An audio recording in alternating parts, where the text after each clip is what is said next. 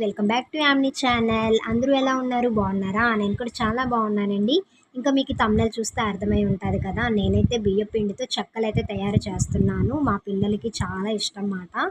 So ఈ బియ్యం పిండితో చెక్కలైతే తయారు చేసుకుందామా. ఇప్పుడు బియ్యం పిండిలో కొంచెం జీలకర్ర వేసుకున్నాము, అలానే పెసరపప్పు వేసుకున్నానండి. పెసరపప్పు బదులు మనం పచ్చిశనగపప్పు కూడా వేసుకోవచ్చు. అలానే పచ్చిమిర్చి అల్లం పేస్ట్ కూడా వేసుకోవాలి ఇందులోని.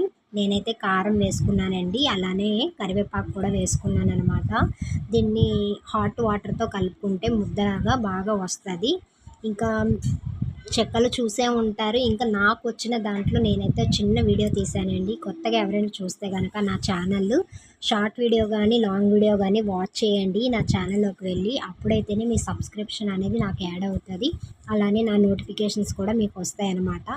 ఇంకా ఫ్రెండ్స్ చెప్పండి, ఈ హాలిడేస్లో ఎలా ఎంజాయ్ చేశారు? పిల్లలు ఉన్నవాళ్ళు ఇంట్లో ఫుల్ బిజీగా ఉండేది కదా. మా ఇంట్లో అయితే ఫుల్ రచ్చ అయిపోయిందన్నమాట హాలిడేస్లో. మేమైతే హాలిడేస్ ట్రిప్కి అయితే వెళ్ళాం కదా, ఊటీ, మైసూరు, ఈషా టెంపుల్, అవన్నీ మా అక్క వాళ్ళ ఫ్యామిలీ మేమైతే ఫుల్ ఎంజాయ్ చేసామండి. అవి కూడా నేను వీడియోస్ పెట్టాను చూడండి. ఊటీ, ఈషా టెంపుల్ అవన్నీ పెట్టానమాట.